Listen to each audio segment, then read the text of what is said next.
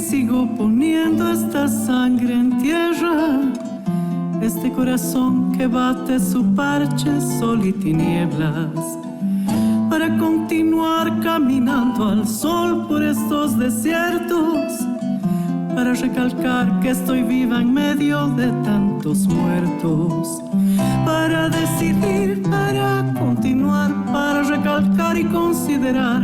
Solo me hace falta que estés aquí con tus ojos claros. Ay, fogata de amor y guía, razón de vivir mi vida.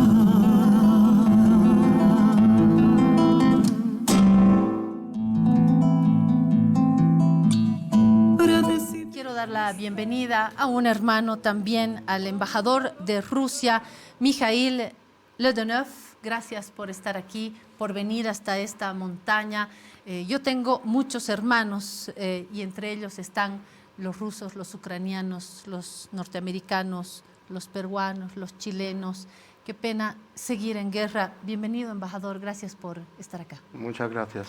Pero, embajador, usted mencionaba las riquezas y de eso queremos hablar en estas fiestas todavía del 6 de agosto. Todavía estamos con la alegría del 6 de agosto y la alegría para un país es crecer, por supuesto, consolidarse como país, como sociedad, pero también tener una capacidad esperanzadora en la economía. Qué importante que es la economía y esto implica en una primera instancia saber aprovechar nuestras riquezas. En el debate boliviano se está hablando, lo sabe bien, embajador, de litio, porque tenemos las principales reservas todavía en proceso de certificación, por lo que se nos ha informado, pero sin duda encabezamos la lista de los poseedores de litio. Y la fiesta del litio, embajador, no es eterna y al mismo tiempo la fiesta del litio no la vamos a hacer fiesta solamente vendiendo materia prima. Queremos un agregado, queremos industrializar una riqueza que tenemos. Y en medio de todo este camino hay negociaciones con Rusia, hay un interés de Rusia entre otros países, pero me gustaría conocer su percepción de lo caminado y de lo que se está negociando por ahora con Bolivia. Hablando de litio, realmente es una historia que yo creo que comprueba la tesis del mismo presidente Arce. La historia del litio está ligada a los conflictos internos y externos. Cuando aparece la posibilidad de que Bolivia se apodere de esta riqueza enorme que tiene y muy, yo diría, de moda actualmente y con mucha perspectiva, aparecen también los riesgos políticos. Esta vez yo espero que no sea así. Por lo menos tenemos muy buenos contactos y comprendemos las aspiraciones de la población del departamento de Potosí. Bien, entonces esta vez yo creo que es un gran chance de Bolivia. Yo estoy incluso convencido de salir adelante, de construir una nueva economía y de instalarse en la palestra internacional como un país muy importante desde varios puntos de vista. Pero la economía, como nos han educado en las escuelas comunistas nuestras en los años 70, cuando yo estaba en la escuela, es la base de política. Entonces siempre hay una interrelación muy importante entre las dos cosas. Entonces, mucho depende de cuán cualificado y práctico sería el aprovechamiento de este regalo de Dios, yo diría, ¿no?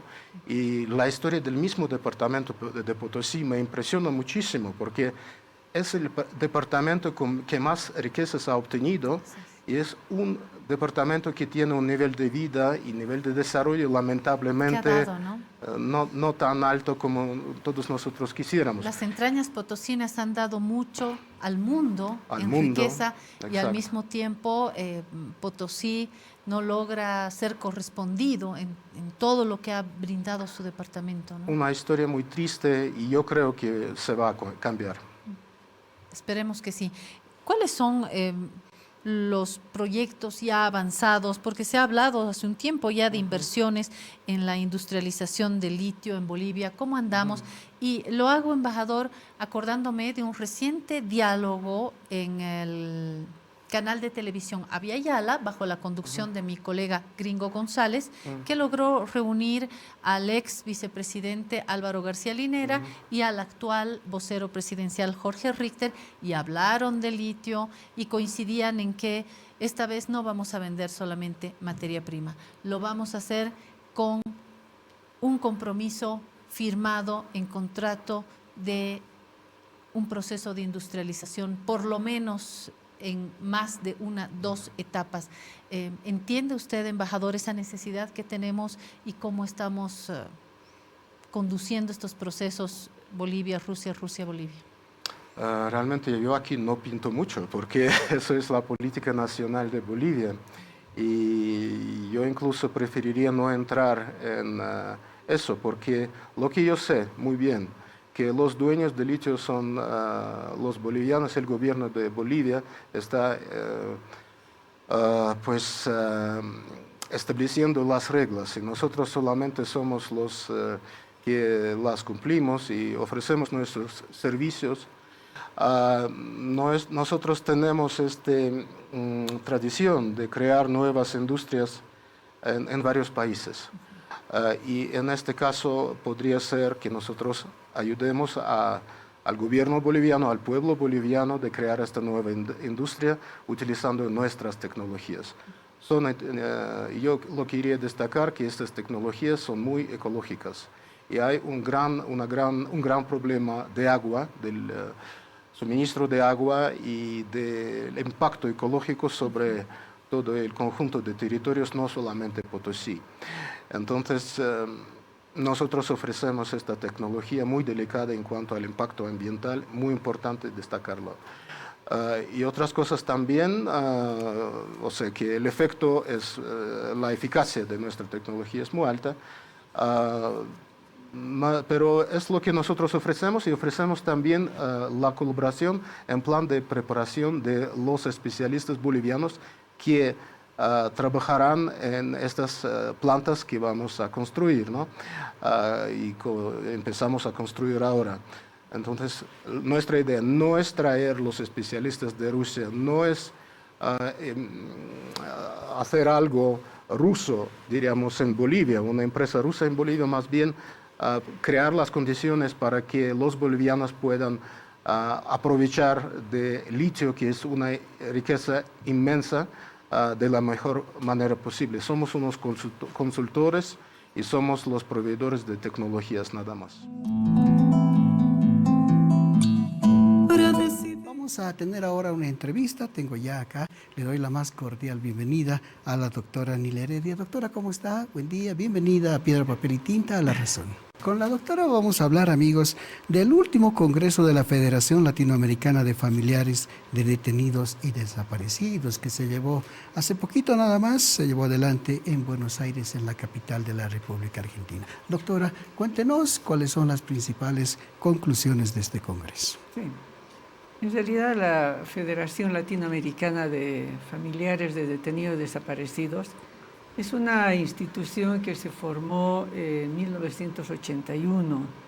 Si nosotros un poco hacemos una mirada a lo que ocurrió, la época, los 70, es la década más dura de los gobiernos dictatoriales y de persecución prácticamente en todos los países latinoamericanos, o en la mayoría, pero particularmente en el Cono Sur, ¿no? Es la década de los golpes de Estado. Ya Brasil fue antes, el 68, y luego vienen los golpes de Estado en Bolivia, Uruguay, Chile, Argentina, y van también transformándose. Incluso el Perú tuvo el año 78, 79 un golpe de Estado y también sale un militar que era progresista, Velasco, en el Perú, e ingresa un gobierno militar también duro de esa línea.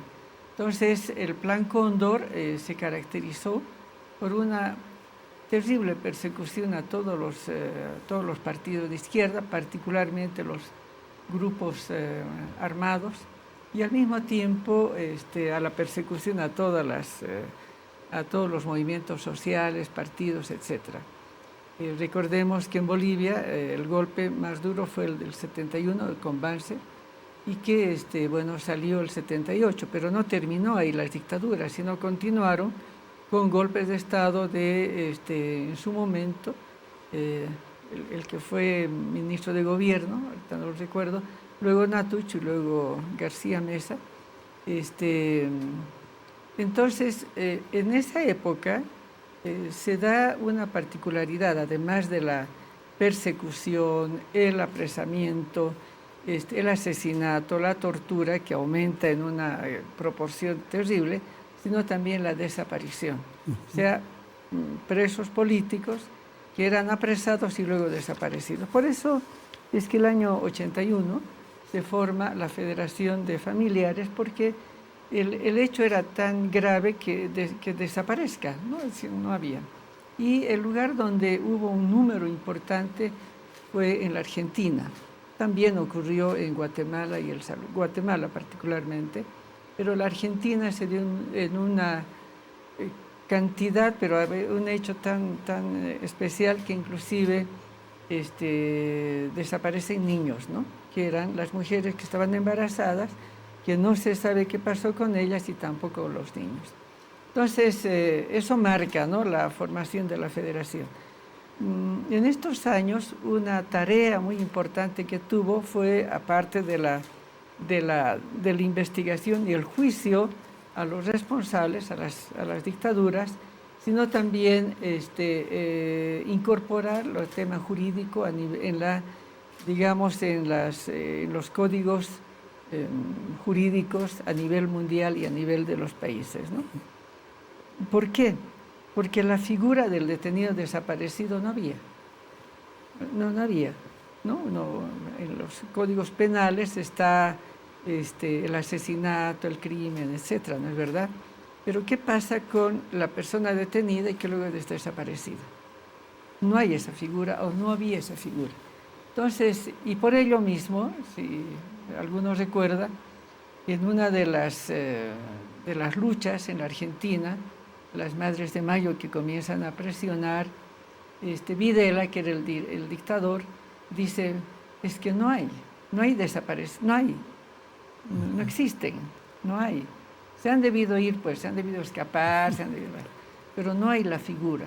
Entonces, recién en el año 2006 se logra la aprobación de las Naciones Unidas y recién en el 2011 se logra que a nivel internacional se aplique. Por eso es que en Bolivia la norma de la figura, la norma de la protección contra la desaparición forzada es aplicada en conjunto de las normas en la Asamblea Constituyente, de tal manera que nuestra Constitución incorpora la figura del detenido desaparecido, forzado, ¿no? Entonces, les refiero a esto como un poco para ubicar el ámbito, pero también para ubicar que en este congreso, que es el 19º Congreso de FEDEFAM,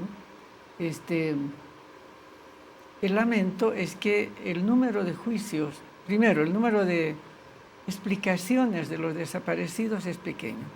El número de juicios es pequeñísimo, excepto la Argentina, que gracias al señor Kirchner, que una vez que ingresó, abolió en la Argentina 2 normas, 2 leyes, y el señor Menem las aplicó, y una antes inclusive, que era la ley del punto final, por el cual se decía, bueno, aquí termina y todo lo demás, de atrás nos olvidaremos, ¿no? Haremos las paces, ¿no? Y la otra ley de la obediencia debida, es decir, que X persona decía, es que yo hice esto porque me ordenaron. ¿no? Entonces lo hice por orden y no porque al mismo tiempo es parte, pues, ¿no? Si asesinó, pues aunque lo hubieran ordenado, es aquello, ¿no? Entonces, pero bueno, gracias a aquello, en la Argentina, que es el lugar donde mayor avance existe, en este momento hay más de 400 enjuiciados, pero además presos, algunos presos de por vida. Pero bueno, en los demás países el número es pequeño. Entonces les resumo que ha sido un encuentro, una reunión también de llanto, ¿no? De llanto y de bronca y de lucha, porque claro, o sea, no se sabe qué ha pasado, ¿no? Está cantando a mi lado mi colega Jorge Pettinó, que es corresponsal, jefe de Prensa Latina, a quien le digo, colega, gracias por venir y acompañarme en esta montaña. Esta casa es tu casa. Bienvenido. Bravo. Jorge, yo comienzo con la principal crítica. Las fotos salen lindas, todos están encantados de la vida, las palabras son hermosas también, pero pasan las cumbres y no llegamos a los hechos.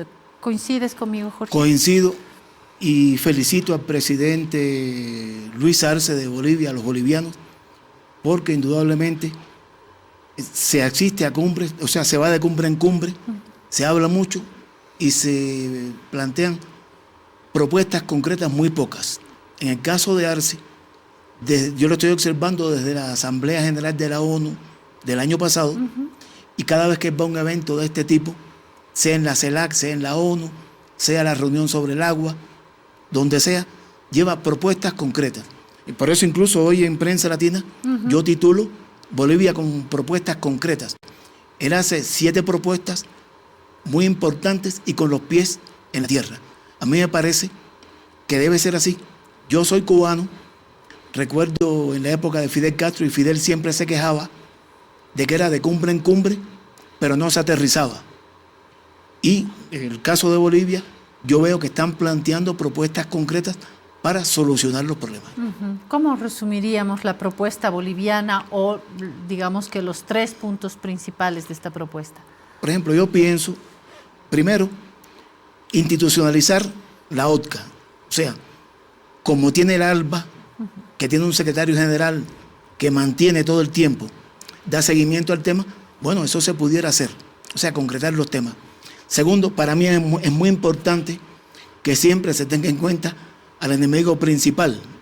No podemos olvidarnos de que la jefa militar de Estados Unidos en nuestro hemisferio habló del litio boliviano, habló del oxígeno y del agua del Amazonas, habló del petróleo de Venezuela, y Arce sugiere, con mucho respeto, pero con mucha inteligencia, que no hay intervenciones militares en el territorio del Amazonas, y que tampoco organizaciones no gubernamentales que a veces no vienen a ayudar, sino que vienen a sacar su provecho, tengan esa influencia, sino que se invierta, que se tenga en cuenta la experiencia de los autóctonos de esta zona, los saberes de las poblaciones originarias que están ahí en el Amazonas, para entender qué es lo que hace falta al Amazonas.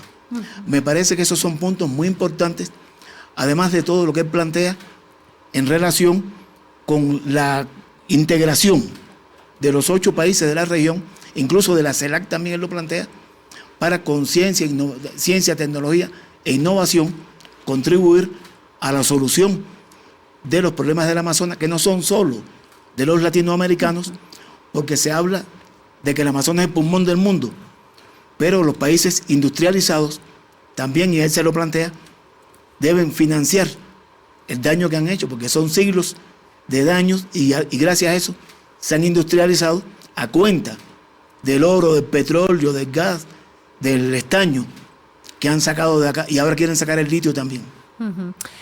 Para Jorge, como periodista, ¿cuáles serían los principales aspectos que hay que atender en cuanto a medio ambiente y preservación, pensando en nosotros, al margen de estas deudas históricas que por supuesto que existen cuando comenzaban a hacerse ciudades, Francia, ¿verdad? España, París, Europa. en España, Madrid, ahí no se cuestionaban, ¿no es cierto?, el tumbar árboles para abrir carreteras. Y hoy sí, porque estamos en otra etapa y de pronto en este lado del mundo están los más fuertes pulmones, las resistencias de este planeta. Pero al margen, decía, de estas deudas históricas, tenemos que pensar en nuestro cuerpo, en nuestra tierra latinoamericana, que es nuestro cuerpo, nuestros árboles, nuestras fuerzas. ¿Cuáles serían, Jorge, los aspectos fundamentales que hay que atender? ¿Qué hay que atender primero? El peligro de la deforestación, el cuidado del agua, carreteras que a veces obstruyen la armonía en un determinado lugar, la contaminación de las minas. ¿Cuál sería el ABC urgente para ti, Jorge? Sí, hay un elemento importante. Bolivia está planteando siempre un elemento que yo tengo en cuenta, que incluso lo están planteando en la ONU, que es la palabra armonía. Hay que lograr, primero, no se puede reducir el desarrollo, pero un desarrollo con armonía, con una visión que no sea antropocéntrica, o sea, el hombre por encima de todo, sino que sea biocéntrica, o sea, el hombre, o sea, el ser humano en coexistencia con todo lo que existe en la naturaleza, conjunto. con el conjunto, con todo lo bio, con todo lo que existe en la naturaleza. Yo me leí el libro del vicepresidente Choquehuanca, y en lo que más estoy de acuerdo es que todos los que estamos vivos somos hijos de la madre tierra. O sea, todos los que nos alimentamos de la leche de la madre tierra, que es el agua, tenemos derecho a coexistir. Eso sin olvidar que es necesario el desarrollo. Entonces hay que planificar un desarrollo en ecología, en coexistencia y no en exceso. Creo que el concepto de los bolivianos de vivir bien tiene sentido, porque si necesito 7, ¿para qué voy a querer 10? No sé si me explico bien. Por supuesto.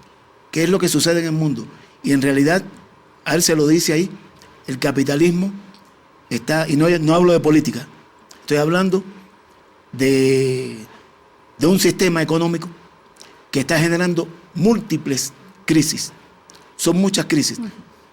A veces uno se atormenta cuando, como profesional, está solo en su casa, acostado pensando, ya en la noche, y te das cuenta de que hay crisis ambiental, hay falta de agua, hay falta de oxígeno, hay falta de todo.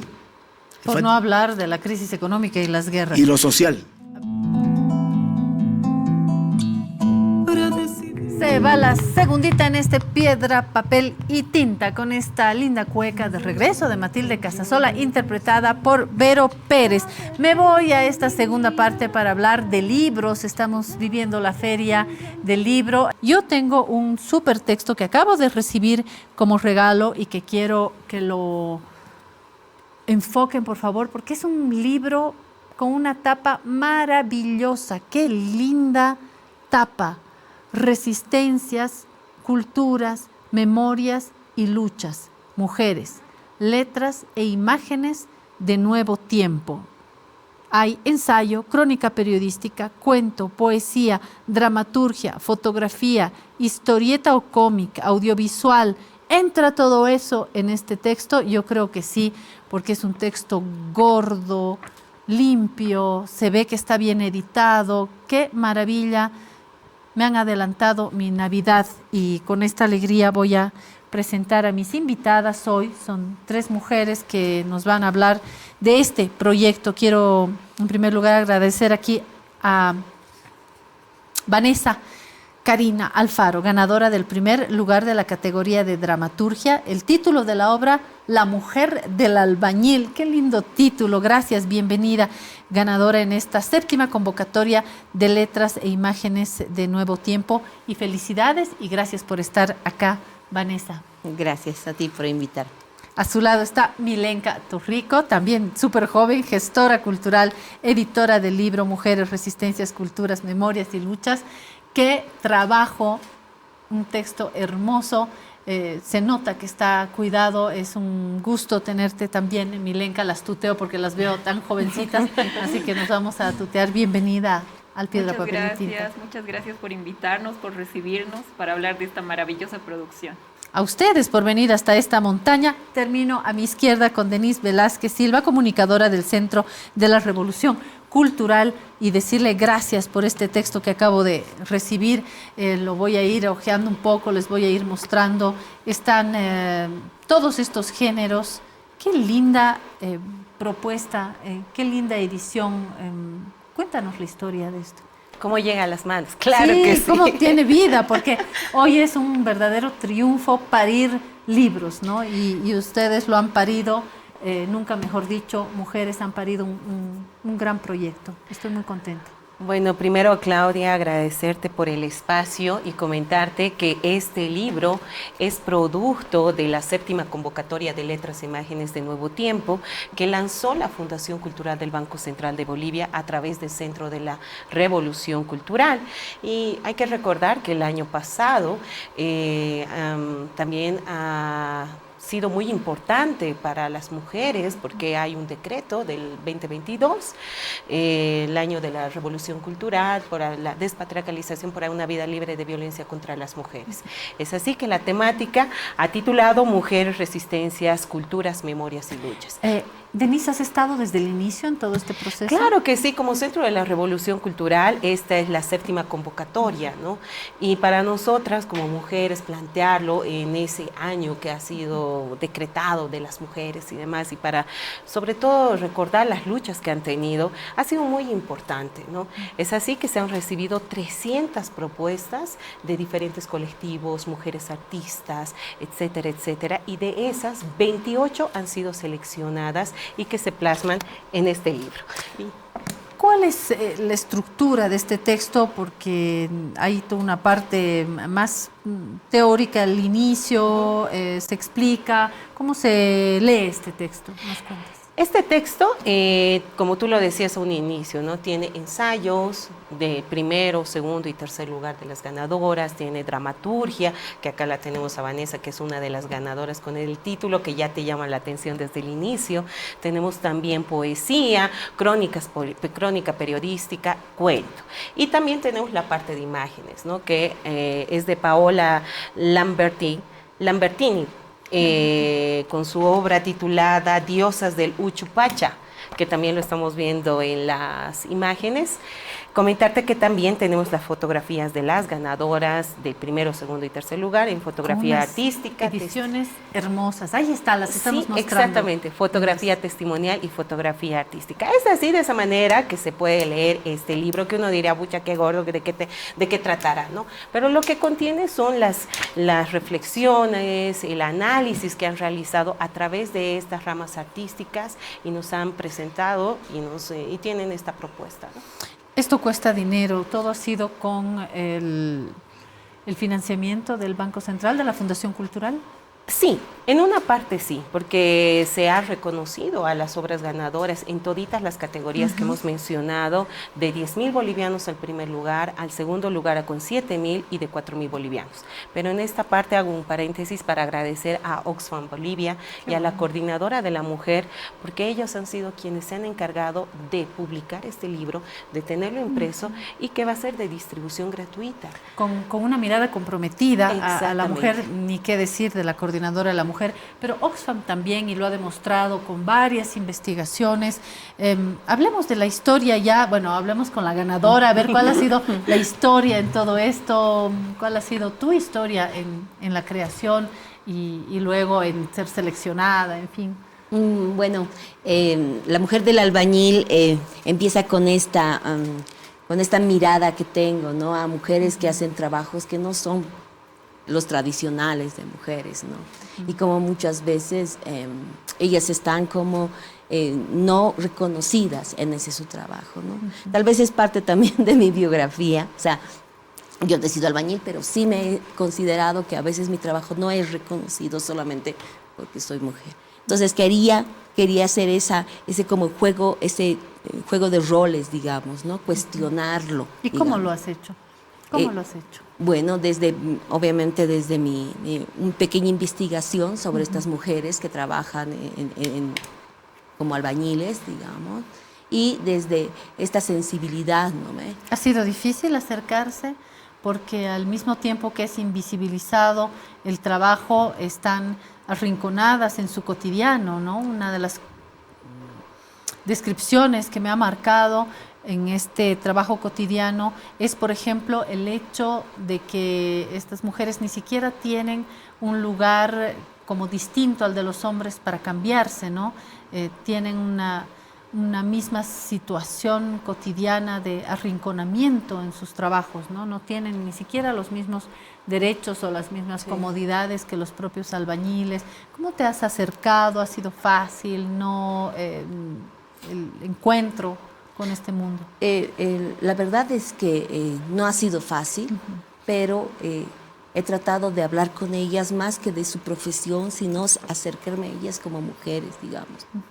Y yo creo, y es lo que he visto y es lo que plasmo en mi obra, que más que el rechazo que puedes tener de tu entorno, es un rechazo propio que tienes, ¿no? Que no te sientes capaz, no te consideras capaz de hacer el trabajo que te gusta. Porque mi obra, la protagonista, a ella le gusta ser albañil, no es que es forzada a hacerlo, pero no es reconocida porque es mujer, ¿no? Entonces es la lucha también interna de ellas, de muchas de ellas, que yo he visto que les gusta ser albañil, ¿no? Pero que creen que no son lo suficientemente fuertes para hacerlo. ¿Preocupa en estos tiempos de amor y de guerra, de crisis económica, de inflación, de pelea por los recursos naturales, de polarizaciones, y hablar también hace falta de corrupción, de violencia, de narcotráfico? Para esto he invitado a mis colegas. Voy a comenzar a mi izquierda diciéndole gracias, Diego Montaño, por estar acá en el Piedra, Papel y Tinta, periodista, un rostro y un nombre clave en Avia Yala Televisión. A mi derecha, Claudio Rosell, autor de Fuera de Contexto, amigo del periódico, periodista, docente, investigador. Gracias, Claudio, por estar en el Piedra, Papel y Tinta. Al lado de Claudio está su compañero Freddy Morales, periodista, corresponsal de Telesur, columnista de La Razón, un periodista de gran trayectoria. Lo admiro mucho también, te recibo con gran cariño, Freddy, como siempre. Mientras tanto, dispararemos con esto que nos ha conmocionado, lo sucedido en Ecuador. Vamos con la notita para retomar el contexto y vamos luego al diálogo. Asesinan en Ecuador al candidato presidencial Fernando Villavicencio. El político de 59 años fue baleado el miércoles cuando salía de un mitin de campaña en el norte de la capital. Villavicencio era uno de los 8 candidatos presidenciales para las elecciones generales anticipadas que se realizarán el 20 de agosto. El periodista y exmiembro de la Asamblea Nacional disuelta en mayo por el presidente Guillermo Lasso aparecía segundo en la intención de voto.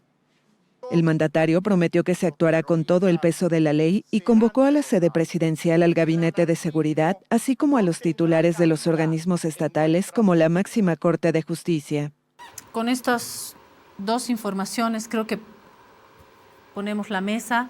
Hay que añadir algo, Diego, que esta noticia los pescó en plena transmisión, ¿no? Sí, nosotros estábamos con el Gringo al aire cuando nos enteramos de esta información.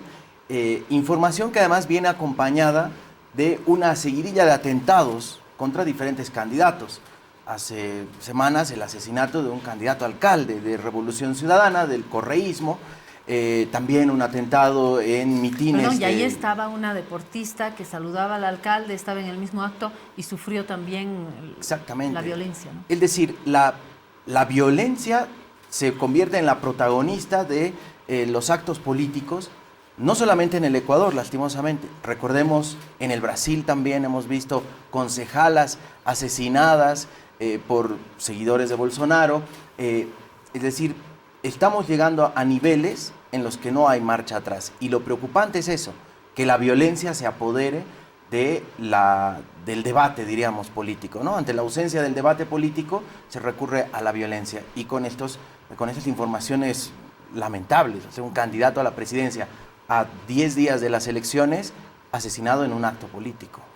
Me parece precipitado decir en redes, por supuesto, desde voces políticas, ahí está el correísmo, es decir, hay que tener responsabilidad a momento de darle un marco a esto. Freddy, que también estás en la información cotidiana, ¿qué margen, qué marco hay que darle a todo esto? Entiendo que es un nuevo elemento que se está presentando en la política, ¿no? Que es la irrupción de los sectores delincuenciales, ya abiertamente, el narcotráfico, es decir, todos los sectores delincuenciales que están haciendo ya política activa. Ya no están por debajo, como se muestra en las novelas y todas esas cuestiones, coimeando aquí y ejerciendo poderes por debajo, sino que hay una emergencia que Diego dice, esto ya no tiene vuelta atrás, pareciera que sí. Pero entonces, ¿qué queda para adelante? Porque esto es el principio. En Ecuador es además imposible no recordar que hasta Correa el país era distinto. No digo con Correa, sino hasta Correa. De ahí empieza a deteriorarse la situación política, la situación social, y finalmente deviene en una violencia es decir, en todos los niveles. Recuerdan ustedes que hace menos de un año se asesinó a 3 chiquitas, jovencitas que eran parte de un conjunto de música, ¿no? Terminaron de tocar, se fueron, al otro día aparecieron muertas. Es decir, es una violencia incontrolable la que está ejerciendo. Colombia ya lo vivió Colombia, por ejemplo, ¿no? Siempre... Y Colombia sabe que es una espiral, ¿no? Que puede durar décadas. Claro. Pero ahí había el componente esencialmente político porque empezó con la guerrilla, que había una ideología ahí que estaba pugnando por hacerse visible. En este otro caso, por todas las señales que hay, por toda la información con que se cuenta, estamos ante sectores totalmente delincuenciales que han decidido aparecer y ejercer su poder públicamente. Claudio Rosell está parado sobre la muralla que divide el periodismo y la actividad académica. No sé si no tiene la suficiente distancia o ya podríamos ir generando algunos ejes de reflexión para la región, por lo menos. Pues difícil hacer reflexiones que engloben toda la problemática. Freddy acaba de hacernos notar que es contra los políticos, pero también es contra otras personalidades notables como estas chicas cantantes. Y así sucesivamente. Hay una espiral de terrorismo, creo yo, que debe tener que ver con los grupos organizados, organizados irregulares, armados irregularmente, que están tratando de demostrar su poder, se están tratando de posicionar. Estamos en vísperas de la primera vuelta electoral en el Ecuador. Hay que hacer notar que este candidato, que según el País de Madrid no estaba entre los favoritos, era el cuarto o quinto, insiste mucho el País de España, había hecho parte de su plataforma de campaña la lucha contra el narcotráfico. Parece que en el Ecuador está empezando a descontrolarse, lo mismo que en Bolivia, lo mismo que en Perú. En Colombia pues está descontrolado desde hace tiempo. Eso por el otro lado nos hace reflexionar sobre el hecho que el narcotráfico ya no es un fenómeno local de los países, es un tema transnacional. Y me estoy imaginando que ahorita en Ecuador la gente está diciendo solo en este país es posible, lo mismo que hace una semana la gente estaba diciendo solo en Bolivia es posible que haya un caso como el de este narcotraficante de apellido Marcet. Entonces todo el mundo piensa que solo en su país, y es porque somos incapaces de ver la figura completa, ¿no? Sigo sin acercarme al tema en particular a los móviles del asesinato de este periodista. Tú hacías notar que había quien estaba queriendo acusar al correísmo, y esto tiene que ver con que Villavicencio había sido periodista hasta antes de convertirse en asambleísta legislativo y candidato. Y como periodista, pues sí, le pisó los callos, por decirlo de una manera vulgar, al entonces presidente Rafael Correa, ¿no? Entonces se mezclan muchas cosas. ¿De dónde viene el odio asesino que termina con la vida de Villavicencio? Difícil saberlo. Aparece este grupo irregular que se hace llamar Los Lobos, que a su vez está asociado con cárteles del narcotráfico mexicano. Entonces es una figura sumamente compleja. Y es sumamente difícil de desentrañar el hilo, y ahí viene mi salto al otro lado de la muralla. ¿Qué estamos haciendo los periodistas para desentrañar estas marañas en las que se cruzan tantos hilos, en un contexto en el que es cada vez más difícil hacer periodismo porque es costoso y los públicos ya no quieren invertir dinero en información? Entonces los medios de comunicación ya no tienen suficientes recursos para hacer buena investigación. También. Se vuelve peligroso porque insistamos en que este señor era periodista días atrás, o si es que no fue días atrás, fue la víspera del asesinato. Él en una aparición pública también había dicho que acababa de ser amenazado de muerte.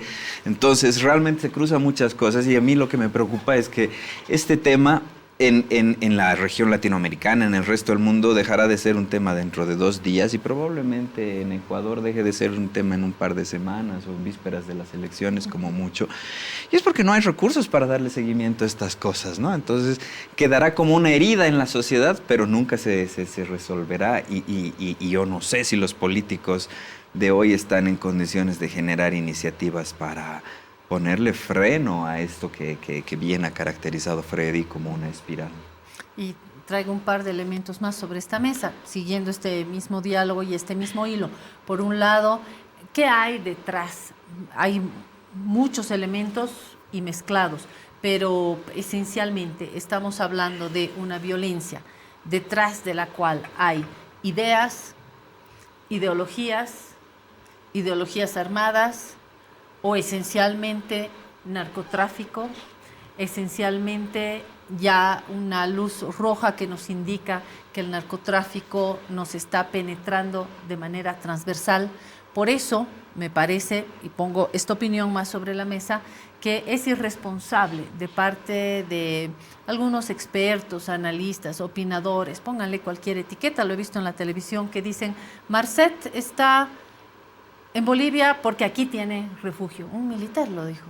Aquí hay refugio para los narcotraficantes, porque en Perú lo agarran, en Chile lo agarran, en Brasil lo agarran, pero aquí va a estar tranquilo, protegido por este narcogobierno.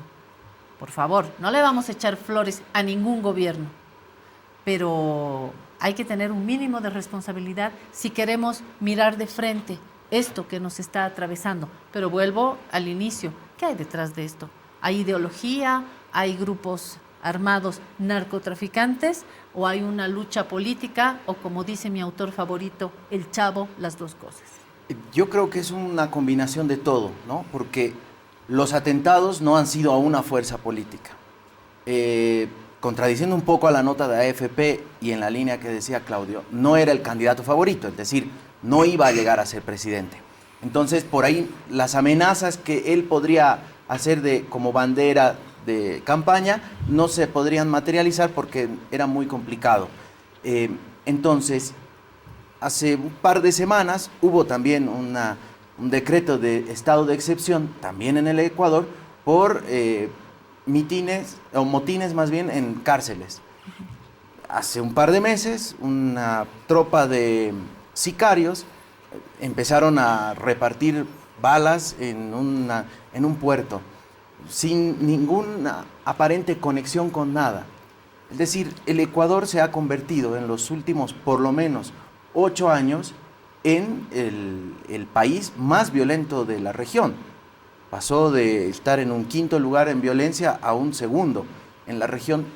Eso quiere decir que la violencia es parte de la sociedad en todos los niveles de la República del Ecuador, y creo que esto más tiene un ánimo de visibilizar, como decía Freddy, aquí estamos. No sé si los lobos serán los autores, incluso no parece ni ecuatoriano el que habla, de repente sea intencional, que no parezca ecuatoriano y que más bien parezca o colombiano o venezolano, para de ahí jalar el hilito y decir, ah, no, están conectados al castrochavismo o algo así.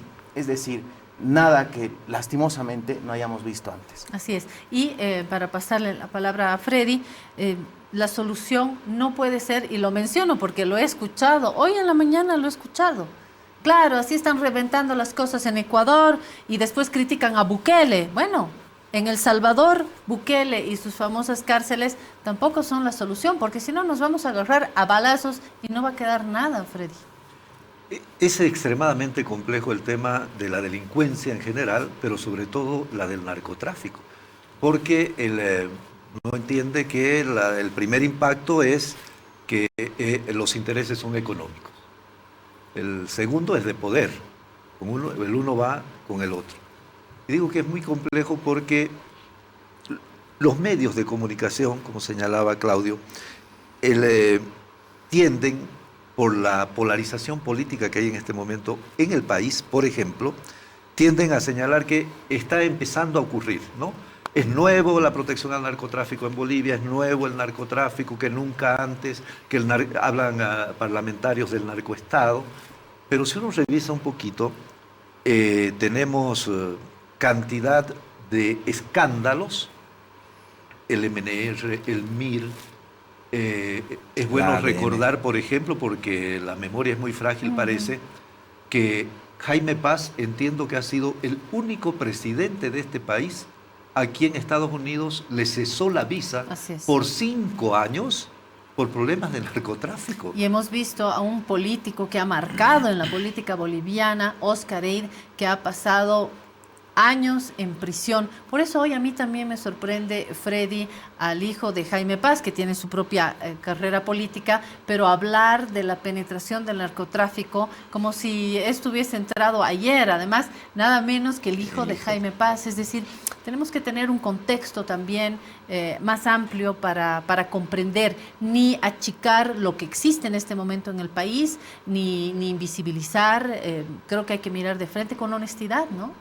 Yo creo que ese es un rol importante de los medios para que como sociedad entendamos la magnitud del problema, porque si lo achicamos a que son 2 sinvergüenzas de este gobierno que se están enriqueciendo, no es.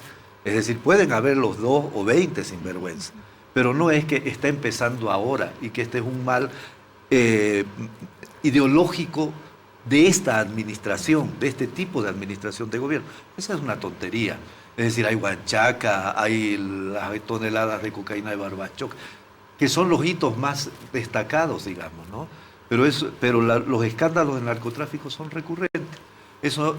Entonces, el hecho de que este señor Marcet hubiese demostrado, que yo creo que a todos nos llamó la atención, esta petulancia, ¿no?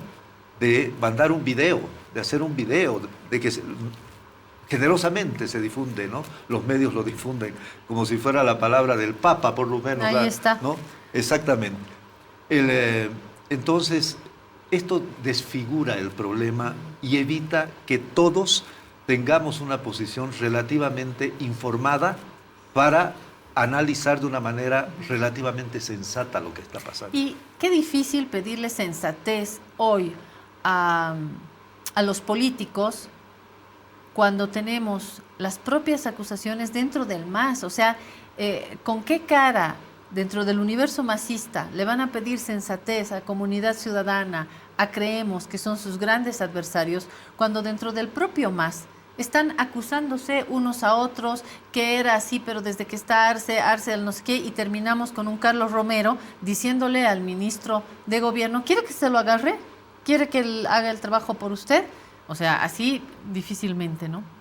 Totalmente. Es un problema, lo señala Freddy, y creo que lo percibimos todos con o sin argumentos. Esta depauperación de la actividad política la vemos en ejemplos como el que acabas de dar, de partidarios de la misma tienda ahí echándose lodos unos a otros, y además haciendo unas acusaciones muy serias. Cada vez que Romero o que Evo Morales aparecen ahí sugiriendo o diciendo de frente que el ministro de Gobierno está coaligado con el narcotráfico, flaco favor que le hacen al proceso, flaco favor que le hacen a su propio partido político, porque siguen siendo sus conmilitantes. Entonces es muy grave, y los periodistas no están exentos de esta polarización, y no están exentos de utilizar todos estos elementos informativos, todos estos elementos fácticos, ya no para formar opinión, sino simplemente para dispararse mutuamente, para que se llama promover el odio político. Entonces realmente la sociedad está inerme y todo es incertidumbre, y peor cuando pasan cosas como estas, que en Bolivia no tenemos por qué estar libres de que algún día haya un acto de violencia extrema como el que ha ocurrido ayer en Ecuador, y no se va a buscar una interpretación, no se va a buscar una explicación, se va a usar el tema, como bien has señalado, para atacar al adversario, ¿no? En el Ecuador es el correísmo, el culpable, es el narco medio que se sugiere ahí, pero no se aclara porque interesa pues que la confusión, la incertidumbre sean el abono de la polarización. Entonces realmente se cruzan muchos hilos en estas circunstancias y estamos inermes ante la desinformación. Una más, y es elecciones judiciales. Es que estoy en contacto con Rubén Gutiérrez, senador del Movimiento al Socialismo por Oruro. Senador, gracias por aguardarnos, y aquí tiene 4 periodistas atentos a las perspectivas que hay en torno a las elecciones judiciales después de la ausencia del presidente de la Comisión de Justicia, Luis Adolfo Flores, y la presidenta de Comisión de Constitución, Patricia Arce. Esto ha detonado más conflicto en el diálogo político. ¿Tiene buenas noticias, senador? Bueno, no siempre con buenas noticias, pero todavía con optimismo, porque esta semana hemos iniciado una reunión de acercamiento a la cabeza de nuestro vicepresidente. Además de ser presidente nato de la Asamblea Legislativa Plurinacional, ha encarado, convocando a las 2 cámaras legislativas. Estaba el presidente del Senado, presidente de diputados y, desde luego, las 3 fuerzas políticas para poder encarar un diálogo, una reunión conjunta en la que se ha conformado una comisión redactora de un proyecto de ley que permita garantizar las elecciones judiciales para esta gestión 2023. Sin embargo, de acuerdo a los informes y a los antecedentes que nos han remitido, nos han informado, en este caso, es que esta comisión redactora, esta comisión política y técnica, a la cabeza de la Asamblea Legislativa, tenía un plazo razonable, o al menos hasta este día viernes, mañana, para que pueda entregar los avances, al menos concluido, a lo mejor, el trabajo de la redacción de este nuevo proyecto de ley que permita cumplir nuestro objetivo como Asamblea. Sin embargo, en las últimas horas, Claudia, nosotros hemos sido informados también a través de los medios de comunicación, y también hemos sido informados a través de algunos operadores que tenemos también. Estamos hablando de diputados y senadores que han estado participando. Bueno, si hubiese roto el diálogo. ¿Esto qué significa? Que seguramente algunos asambleístas de oposición no estaban de acuerdo con alguna forma de actuación de algunos asambleístas. Sin embargo, nosotros queremos ante todo llamar la atención, exhortar a aquellos que conforman la mesa técnica, la comisión redactora, para que nuevamente puedan volver al diálogo, porque hay que agotar. Si teníamos el plazo hasta el día de mañana viernes, o al menos eso se había fijado, deberíamos agotar el diálogo en cumplimiento también a la sentencia constitucional, pero más allá de esta sentencia constitucional, lo que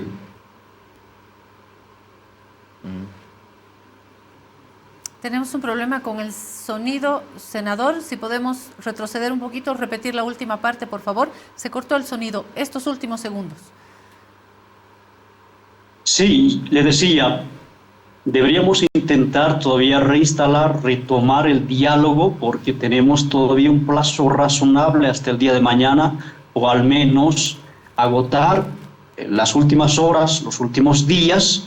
No debe ser una camisa de fuerza, desde luego, un plazo perentorio, pero deberíamos retomar y volver a la mesa de diálogo, porque más allá de las exigencias del fallo constitucional, lo que el país demanda, lo que nuestro país está exigiendo y la población boliviana está esperando de nosotros como asambleístas nacionales, que podamos generar certezas, y eso pasa por consensuar, ponernos de acuerdo. Sé que no podemos ponernos de acuerdo en todos los puntos, pero al menos agotar todos esos puntos, porque hay coincidencias, Claudia, hay coincidencias, pero también hay divergencias. Nos estaban informando con relación, por ejemplo, al plazo mismo, ¿no? Entonces, algunos puntos que tienen que ver con mecanismos formales, porque la oposición también está incorporando algunos temas, pero se puede debatir hasta donde se pueda, siempre en el marco del cumplimiento de la Constitución Política del Estado, la Ley 025, la Ley del órgano judicial, y la Ley 027 del Tribunal Constitucional. Son normas orgánicas que hacen al proceso de preselección y fundamentalmente también al proceso de elección. Ahí se complementa con la Ley del régimen electoral. Estoy junto a Diego Montaño, Claudio Rosell, Freddy Morales. Les voy a preguntar si tienen alguna pregunta para aprovechar la presencia del senador por el Movimiento al Socialismo. ¿Sí? Diego. Sí. Gracias. Senador, buenos días. Está confirmada la sesión para esta tarde del Senado, donde tratarían este proyecto de ley 144, que es básicamente ese proyecto que salió por unanimidad de la Comisión del Senado. Si no es así, ¿cuándo prevén tratar este proyecto? Sí, nos han convocado para hoy día a las 5 de la tarde, 17 horas, a una sesión plenaria del Senado Nacional. Sin embargo, vamos a nosotros debatir en una reunión de bancada si podemos considerar este proyecto de ley, porque no se ha definido. El día de ayer habíamos aplazado el tratamiento del proyecto de ley 144 que había elaborado y aprobado la Comisión de Constitución del Senado Nacional. Estamos hablando como Cámara Legislativa del Senado Nacional.